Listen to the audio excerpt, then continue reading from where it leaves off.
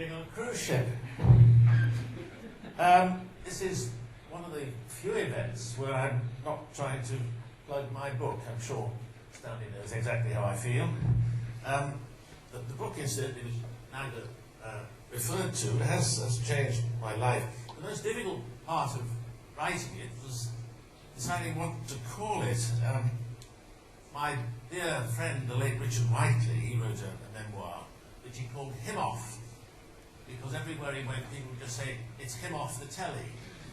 I'm still recognised on the beach in Barbados recently. A lady came up to me and said, I know you. She said, I know you. You're Reginald Bosanquet.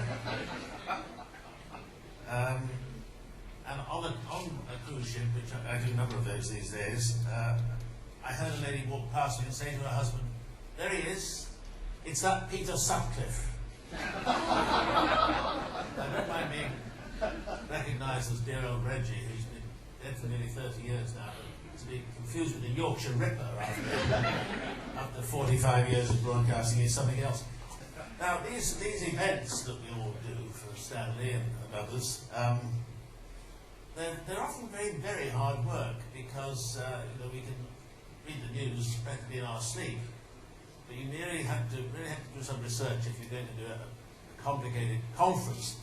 One of the most challenging I ever did was the topic was erectile dysfunction, and I had in a room 500 sexual therapists and doctors and people, all the experts on erectile dysfunction. So I got out all the books, found out all I could about it. God knows why they asked me to chair it, but they are. And I found this in a medical magazine called The Practitioner. And I'll quote, up till now, patients tended to be reluctant to discuss their erections, going to see the doctor on another pretext, and only mentioning the subject as they reach the door of the doctor's surgery on departure.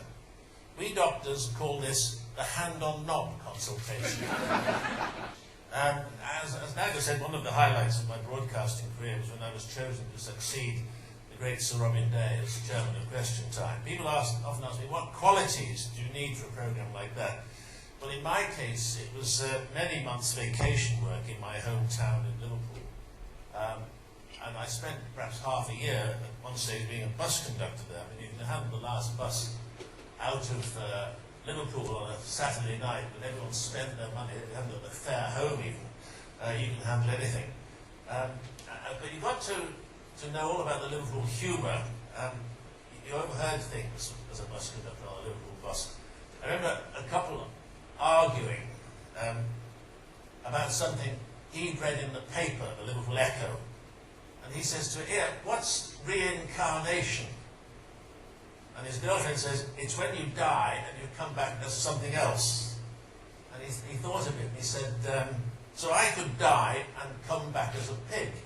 And she said to him, you're not listening to me. Now, I'd like to end by mentioning a politician that I got to know very well. And people often ask me about politicians. What do I think about them?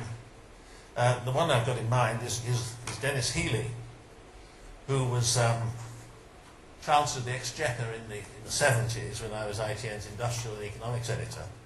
And Dennis was always one to tell stories against himself, a very fully paid up member of the human race. He told me this story about a Chancellor who was thoroughly detested by his private office. He treated them like dirt, and he made their lives a misery. But one day the worm turned, as they say, and they plotted their revenge on the day the Chancellor had to make his big speech to the City of London. They handed in his speech as he left the Treasury, and he stuffed it into his pocket. And after a slap-up dinner, all the wine, all that sort of stuff, he pulled out the speech, and he began to read. My lords, ladies and gentlemen, Lord Mayor, the country faces a grave crisis, but tonight I can announce a 10-point plan with which your government can promise to deliver prosperity for all in the year ahead. Then, as all waited expectantly, the Chancellor turned the page, and on page 2 was written just 9 words. From now on, you're on your own, you bastard.